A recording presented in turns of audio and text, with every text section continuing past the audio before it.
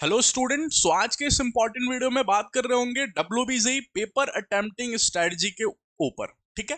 अब देखो डब्ल्यूबीजेई जब आप एग्जाम देने जाओगे, एग्जाम पैटर्न भी मैं आपको थोड़ा बहुत इस वीडियो में आइडिया दे दूंगा, लेकिन जब आप एग्जाम देने जाओगे तो उस दिन पेपर हॉल एग्जामिनेशन हॉल में बैठ के आप पेपर को कैसे अटेम्प्ट करोगे ना, ये बहुत इंपॉर्टेंट बात होगी और इसके लिए एक प्रॉपर स्ट्रेटजी आपको प्लान कर लेना चाहिए। ठीक है।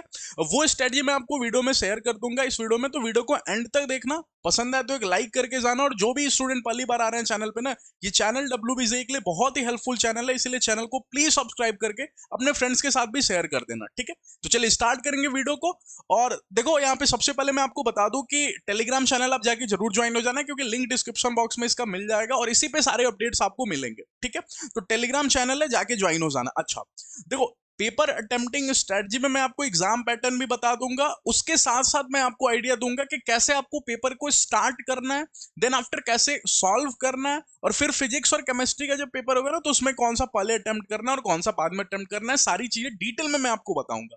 तो वीडियो ऑब्वियसली बात है तो कि थोड़ा लेंदी तो जरूर होगा, तो एंड तक देखना। ठीक है। अच्छा, एग्जाम जब कंप्लीट हो जाएगा आपका, तो एग्जाम देने के बाद सबसे इंपॉर्टेंट जो काम बच जाएगा दैट इज आपको काउंसलिंग। जो भी आपका रैंक आएगा उस बेसिस में आपको काउंसलिंग करना होगा, और काउंसलिंग के लिए हमारा ग्रुप जरूर ज्वाइन हो जाना, बहुत हेल्प मिलेगा। इसके ऊपर बहुत सारे वीडियोस आएंगे जिसमें मैं आपको बता दूंगा कि काउंसलिंग ग्रुप के क्या बेनिफिट्स हैं, क्या क्या हम लोग प्रोवाइड करेंगे। ठीक है। लेकिन जो भी स्टूडेंट को इनरोल होना है, गूगल फॉर्म डिस्क्रिप्शन बॉक्स में 249 स्टार्टिंग प्राइस है। बाद में प्राइस इंक्रीज होता है, तो आपके पास अभी से मौका है कि आप जाके 249 के इस चीप प्राइस में इनरोल हो सकते हो। गूगल फॉर्म आपको डिस्क्रिप्शन बॉक्स में मिलेगा, जाके फिल कर लेना। ठीक है। अच्छा, तो चलिए सबसे पहले बात कर लेते हैं कि पेपर को स्टार्ट कैसे करोगे। जब आप जाओगे एग्जामिनेशन में बैठोगे ना, तो सबसे पहला पेपर आप लोगों को पता है कि मैथ्स का पेपर होता है। ठीक है। सबसे पहला पेपर जो आप दोगे दैट इज आपको मैथमेटिक्स का। ठीक। अब एग्जाम पैटर्न की थोड़ा सा मैंने बोला कि आइडिया दे दूंगा, तो 2 घंटे का पेपर होगा और आपके सामने 75 क्वेश्चंस दिख रहे होंगे। ठीक है। जो कि 50, 15 और 10 में डिवाइडेड होते हैं। मतलब 50 क्वेश्चन आपको मिलेंगे सेक्शन ए में, और 15 क्वेश्चन मिलेंगे आपको सेक्शन बी में, और 10 क्वेश्चन मिलेगा आपको सेक्शन सी में। ठीक है। सभी लोगों को आइडिया होगा एग्जाम पैटर्न के बारे में, तो सभी लोगों को अभी तक आइडिया होगा। ठीक है। अच्छा, इसलिए जो 50 क्वेश्चन होगा आपको ये 1 मार्क्स का होगा। ठीक है। और ये जो होगा आपका 15 क्वेश्चन, ये भी आपको 2 मार्क्स का होगा। और ये जो 10 क्वेश्चन होगा ना, ये भी आपको 2 ही मार्क्स का होगा। लेकिन सर फिर फर्क क्या होगा, ये सेक्शन बी और सेक्शन सी में क्या फर्क होगा? एक तो सबसे पहला फर्क होगा कि ये आपको सिंगल करेक्ट होगा। ठीक है। ये जो आपको होगा ये सिंगल करेक्ट होगा, और ये आपको मोर देन वन करेक्ट होगा। माने इसमें एक से ज्यादा ऑप्शंस करेक्ट होंगे। ठीक है। एक से ज्यादा ऑप्शन करेक्ट हो सकते हैं, एक ऑप्शन भी करेक्ट हो सकता है। ठीक है। अच्छा, दूसरा फर्क क्या होगा कि ये जो आप सॉल्व करोगे ना, सेक्शन बी जो आप सॉल्व करोगे, ये आपको 2 मार्क्स का होगा, लेकिन अगर आपने गलती किया तो आधा मार्क्स आपका, हाफ मार्क्स आपका डिडक्ट हो जाएगा, नेगेटिव मार्क। ठीक है। लेकिन इस सेक्शन सी में कोई नेगेटिव मार्किंग नहीं है। आप गलती भी करके आ जाओगे, सही करोगे तो 2 मार्क्स नो डाउट मिलेगा ही मिलेगा। अच्छा, इसमें पार्शियल मार्किंग भी होता है, मैं स्पेशली इसको समझा दूंगा अभी। सेक्शन सी का टिप्स दे दूंगा कि कैसे सेक्शन सी को आपको सॉल्व करना है। ठीक है। क्योंकि बहुत सारे स्टूडेंट ना यहीं से मार्क्स गेन करते हैं, क्योंकि इसका सबसे इंपॉर्टेंट बात है सबसे, कि इसमें कोई नेगेटिव मार्किंग नहीं होता। ये इसका सबसे बड़ा बात है कि इसमें नेगेटिव मार्किंग नहीं होता, तो कोई बच्चा छोड़ता ही नहीं है सेक्शन सी, कुछ ना कुछ जरूर करके आता है, क्योंकि नेगेटिव मार्किंग नहीं है, गलती भी होगा तो कोई फर्क नहीं पड़ता। ठीक है। अच्छा, जब आप स्टार्ट करोगे पेपर को, तो आपका ध्यान section A, section B, section C तीनों पे पड़ेगा। ठीक है। स्टार्ट किसको करेंगे सर सबसे पहले? अब एक बच्चा बोलेगा सर सेक्शन सी पे जंप करते हैं या फिर सेक्शन बी पे जंप करते हैं। फिर दूसरा बच्चा पूछेगा क्यों ऐसा? फिर वो बोलेगा कि अच्छा सेक्शन बी और सेक्शन सी इसलिए क्योंकि वो 2 मार्क्स का आएगा, अगर मैंने करेक्ट किया तो 2 मार्क्स मेरे को सही मिलेगा। और सेक्शन ए अगर मैं करेक्ट करता हूं तो 1 ही मार्क्स मिलेगा मेरे को, ये 1 मार्क्स का होता है, ये 2 मार्क्स का होता है। ठीक है। तो हर कोई बोलेगा कि आप सेक्शन बी या सेक्शन सी स्टार्ट करो सबसे पहले। ठीक है। क्योंकि मैक्सिमम नंबर ऑफ अगर आप सेक्शन बी और सेक्शन सी करोगे ना, तो ज्यादा ही मार्क्स आएंगे आपके एक एक के कंपैरिजन में। ठीक है। लेकिन मैं आपको बोलता हूं, सुनना ध्यान से, सबसे इंपॉर्टेंट बात मैं बोलूंगा, थोड़ा सा सभी लोगों से हट के बात बोलूंगा, क्योंकि कॉमन जो बात है वो नहीं है ये कि आप सेक्शन ए से स्टार्ट करो। रीजन भी मैं आपको समझा दूंगा। तो स्टार्ट विद सेक्शन ए, मेरा ये पहला पॉइंट है। ठीक है। Start with section A, section A से आप स्टार्ट करो। फिर बच्चा पूछेगा क्यों, फिर मैं आपको जवाब देता हूं। रीजन इज दैट कि देखो, आप कॉम्पिटिटिव एग्जाम को देने गए हो, और कॉम्पिटिटिव एग्जाम में क्या होता है, आपको स्टार्टिंग ऑफ द टाइम में ना आपको अपना कॉन्फिडेंस इंक्रीज करना होता है। कितना भी प्रिपरेशन करके गए हो, अगर स्टार्टिंग के क्वेश्चन आपसे नहीं सॉल्व हो रहे हैं ना, तो अगर आपने मॉक टेस्ट दिया होगा तो आप मेरी बातों के एकदम 100% सेटिस्फाइड होगे कि आप जरूर एक चीज ऑब्जर्व कियोगे कि अगर आपसे स्टार्टिंग के क्वेश्चन नहीं सॉल्व होते ना, आपका कॉन्फिडेंस डाउन हो जाता है। फिर बाद के जो इजी क्वेश्चंस भी होते हैं ना, वो आपसे नहीं सॉल्व हो पाता, या फिर होता भी है आप घबरा जाते हो, फिर गलत सॉल्व कर देते हो। स्टार्टिंग में बच्चा पेपर पलटा, देखा कि स्टार्टिंग के 10 क्वेश्चन आ ही नहीं रहे मेरे से, फिर बाद का जो इजी क्वेश्चन भी होगा ना, उसमें घबरा जाएगा और घबरा के गलत सॉल्व करके आ जाएगा। सॉल्व भी होगा तो फिर गलत आंसर कर देगा, कुछ कैलकुलेशन मिस्टेक हो जाएगा, क्योंकि बच्चे को लग जाएगा अगर पेपर बहुत बहुत टफ है, तो इजी क्वेश्चन भी उसको टफ टाइप फील आने लगेगा। लेकिन जब आप सेक्शन ए को सॉल्व करोगे, तो देखो सेक्शन ए में क्या है ना, कि बहुत इजी या मॉडरेट क्वेश्चन पूछेगा, ठीक है, क्योंकि सेक्शन ए सिर्फ 1 मार्क्स का है। और अगर आप सेक्शन ए सॉल्व कर रहे हो, तो सेक्शन ए के इजी और मॉडरेट क्वेश्चंस अगर आप सॉल्व कर रहे हो, तो आपका कॉन्फिडेंस बढ़ेगा, आपको लगेगा कि यार पेपर तो बहुत इजी है। देन आफ्टर आप सेक्शन बी या फिर सेक्शन ए, जो आपको मन करे, जिसमें आपके क्वेश्चंस दिख रहे हैं थोड़े से इजी हैं, सेक्शन बी ही सॉल्व करना, क्योंकि सेक्शन बी के कंपैरेटिवली सेक्शन सी के कंपैरिजन में इजी होगा। सेक्शन सी का मैं टिप्स भी दे दूंगा कि कैसे सॉल्व करना है, लेकिन सेक्शन ए से स्टार्ट करो।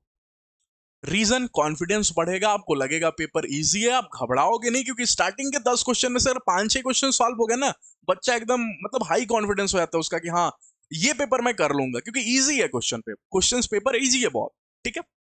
आपका कॉन्फिडेंस बढ़ाएगा सेक्शन ए, इसलिए सेक्शन ए से स्टार्ट करना, ठीक है।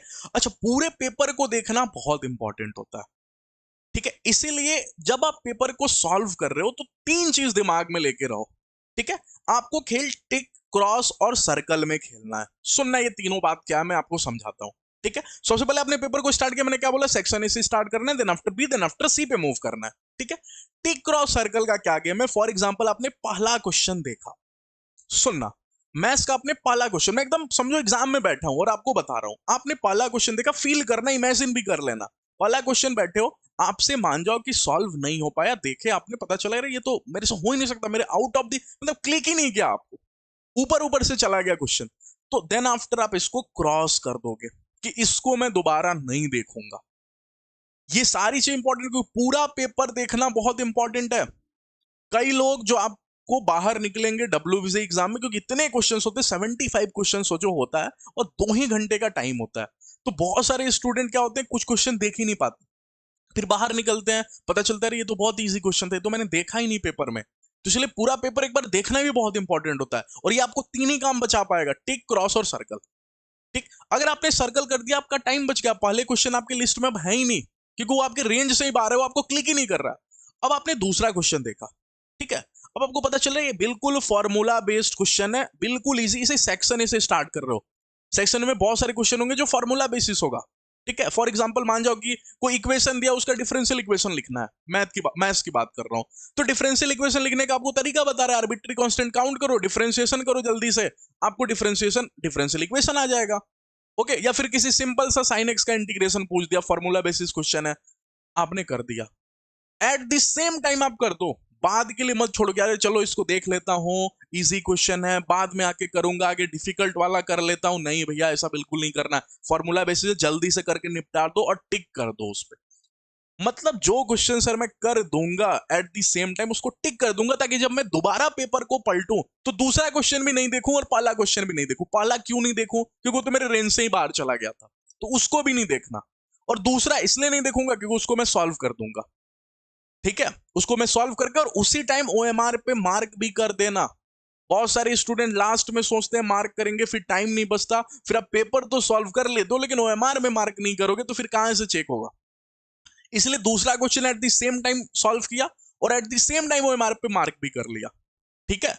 अब फिर आपने देखो तीसरा क्वेश्चन पलटा, तीसरा क्वेश्चन क्या हुआ, आपने सॉल्व किया, ठीक है, लेकिन लास्ट में पता चला कि आंसर इसका नहीं आ पा रहा है, आंसर इसका आ ही नहीं रहा है, या फिर जो आंसर आ रहा है मेरा वो चारों में से ऑप्शन में है ही नहीं, कहीं आपने मिस्टेक कर दिया, तो क्या मेरे को सर इस तीसरे क्वेश्चन को फिर से एक बार ट्राई करना चाहिए क्या? एट द सेम टाइम मेरे को ट्राई करना चाहिए क्या? क्योंकि मेरे को पता है अगर मैं ट्राई करूंगा तो मेरे को कुछ ना कुछ मिस्टेक दिख जाएगा, कुछ ना कुछ मिस्टेक दिखेगा, और ये मैं क्वेश्चन कर सकता हूं। सुनना, ध्यान से सुनना मेरी बात को, तीसरा क्वेश्चन ऐसे कैटेगरी में है जिसको मैंने देखा, सॉल्व किया, लेकिन पता चला कि अरे कुछ मिस्टेक आ रहा है जिससे आंसर नहीं आ पा रहा है मेरा, तो एट द सेम टाइम फिर वो कॉन्सेप्ट हटा के दूसरा कॉन्सेप्ट लगा के क्या इस क्वेश्चन पे भिड़ना चाहिए कि नहीं भिड़ना चाहिए। तो देखो दो बातें, अगर ये आपके स्ट्रॉन्ग चैप्टर के लिस्ट में है, मतलब कि आपने डिफरेंशियल इक्वेशन का क्वेश्चन और डिफरेंशियल इक्वेशन आपने बहुत अच्छे से किया हुआ है, बहुत अच्छे से किया, इसका क्वेश्चन आप छोड़ ही नहीं सकते, तो मैं बोलूंगा एट द सेम टाइम आप दूसरा अटेम्प्ट भी दे ही दो, सेकंड अटेम्प्ट भी एट द सेम टाइम दे ही दो इस क्वेश्चन पे, ठीक है, लेकिन फिर भी नहीं हो रहा पा रहा, स्टिल आप थर्ड अटेम्प्ट फोर्थ अटेम्प्ट इसी क्वेश्चन पे दिए जा रहे हो, तो भैया आगे बढ़ो, इजी क्वेश्चन होगा वो छूट जाएगा। ठीक है, इसीलिए फिर आप इस पे कर दो क्रॉस, सॉरी क्रॉस बोल रहा हूं, सर्कल, सर्कल कर दो कि लास्ट में मैं आऊंगा इस क्वेश्चन पे और एक बार देखूंगा कि क्या गलती हो रहा है यार, कैसे मतलब इस क्वेश्चन को सॉल्व नहीं कर पा रहा हूं, ये लास्ट में आऊंगा। जब एक बार मैं पूरे 75 क्वेश्चंस को देख लूंगा ना, सारे क्वेश्चंस को एक बार पढ़ लूंगा, देख लूंगा, फिर अगर इफ टाइम बचा, क्योंकि कई बार टाइम नहीं बचेगा, इफ टाइम बचा देन आफ्टर मैं थर्ड क्वेश्चन पे आऊंगा, नहीं तो इसको भी छोड़ दूंगा। ऐसे पेपर को अटेम्प्ट करना है, ये स्ट्रेटजी, क्योंकि मैक्सिमम नंबर ऑफ क्वेश्चन जो बच्चा अटेम्प्ट करके आएगा ना, उसी की अच्छी रैंक बनेगी।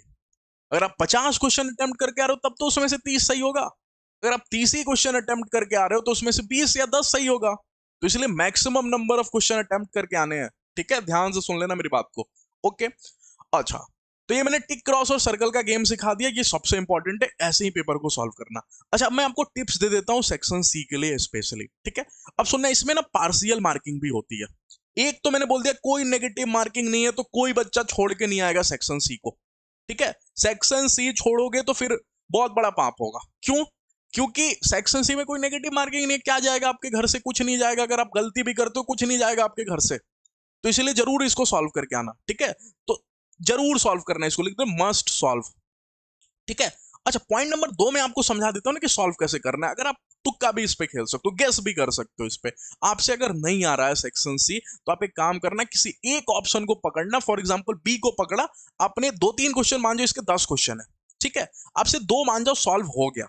8 क्वेश्चन आपसे पल्ले ही नहीं पड़ रहा, सॉल्व ही नहीं हो रहा। आप एक काम करो, 8 को पकड़ो, 8 क्वेश्चन को, और किसी एक ऑप्शन को पकड़ो, ए बी सी डी में जो आपको फेवरेट लगे, बी ऑप्शन सब पे मार दो, सब पे कर दो, सब पे। रीजन बताओ सर क्यों? सर ये तो मोर देन वन करेक्ट है, तो मैं 2 ऑप्शन पे नहीं टिक करूं, एक ही क्वेश्चन के 2 नहीं, ऐसा मत करना। क्यों? सुनना, इसमें क्या गेम होता है ना, मैं आपको समझा देता हूं। सेक्शन सी का क्या गेम होता है, थोड़ा समझना।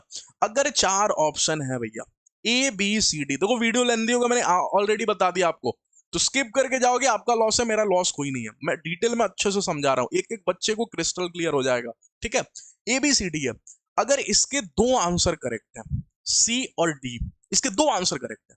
ठीक है, और अगर आपने गलती से गेस किया और सी ऑप्शन पे टिक कर दिया, आपने आपने सी ऑप्शन पे मार्क कर दिया, तो पता है क्या होगा? आपको 1 मार्क्स मिलेगा भैया, आपको 1 मार्क्स मिलेगा, क्योंकि 2 मार्क्स का क्वेश्चन था।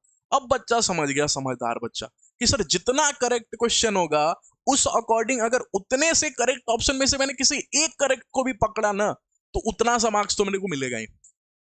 अगर मान लो 3 करेक्ट ऑप्शन होते, सी डी ए भी करेक्ट होता, तो 2/3 मेरे को मार्क्स मिल जाता। ठीक है, समझ रहे हो बात को?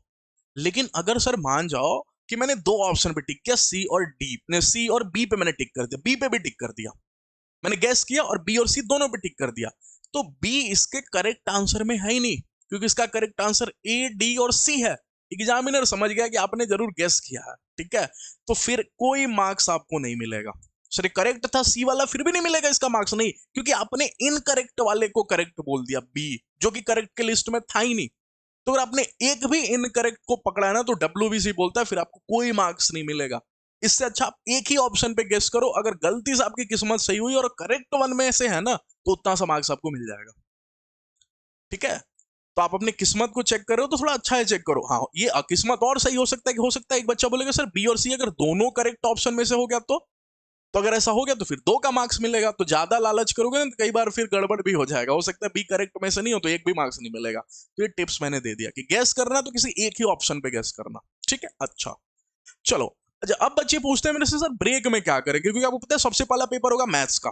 ठीक है, सबसे पहले आप मैथ्स का पेपर दे रहे होगे, और देन आफ्टर जैसे मैथ्स का पेपर लेके निकलोगे, फिर आपको केमिस्ट्री एंड फिजिक्स का पेपर देना है। लेकिन इसके बीच में आई थिंक 30 मिनट या 1 घंटे का ब्रेक होता है, 30 मिनट या 1 घंटे, मेरे को आइडिया नहीं लग रहा अभी। ठीक है, लेकिन ब्रेक मिलता है आपको। अब इस ब्रेक में आपको क्या करना है, सुनना।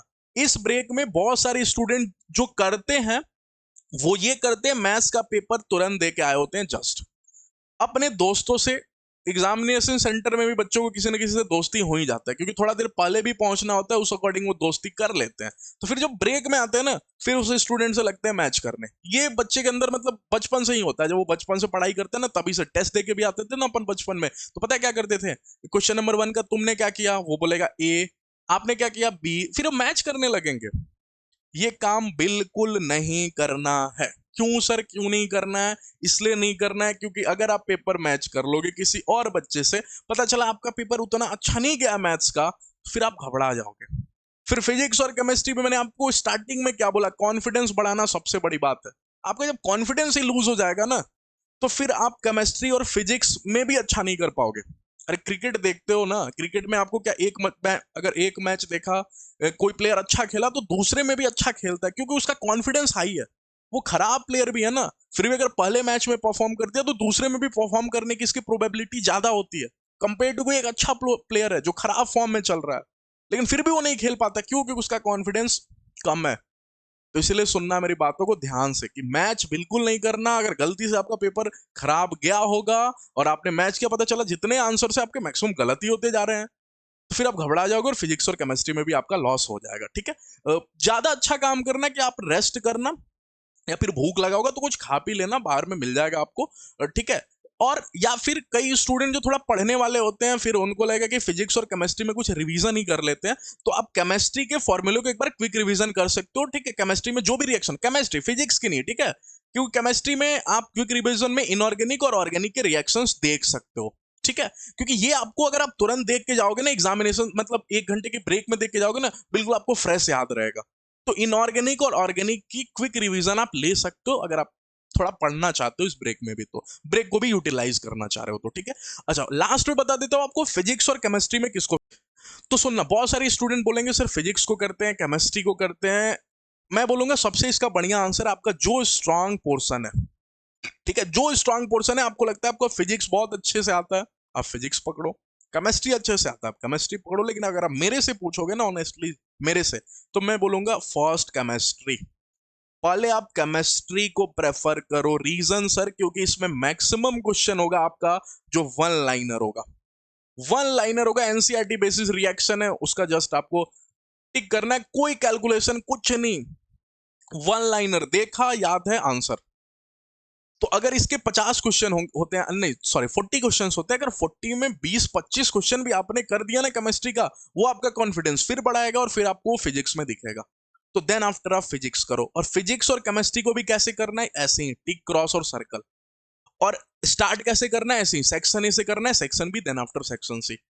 ठीक है, तो पेपर तो ऐसे ही स्टार्ट और सॉल्व ऐसे ही करना है, चाहे फिजिक्स और केमिस्ट्री की ही क्यों ना हो। लेकिन इन दोनों में भी किसको पहले स्टार्ट करना है, केमिस्ट्री को। ठीक है, नहीं तो आपका जो स्ट्रांग है आप वो कर सकते हो। ये मेरा अपना पॉइंट था कि आप केमिस्ट्री को स्टार्ट करोगे, फायदे में रहोगे, क्योंकि इसमें मैक्सिमम क्वेश्चन वन लाइनर होते हैं। ठीक है, तो चलिए, आई होप कि ये वीडियो से आपको बहुत हेल्प मिला होगा और आपको ये समझ में आ गया होगा कि एग्जाम टाइम में बैठ के आपको पेपर को कैसे सॉल्व करना है।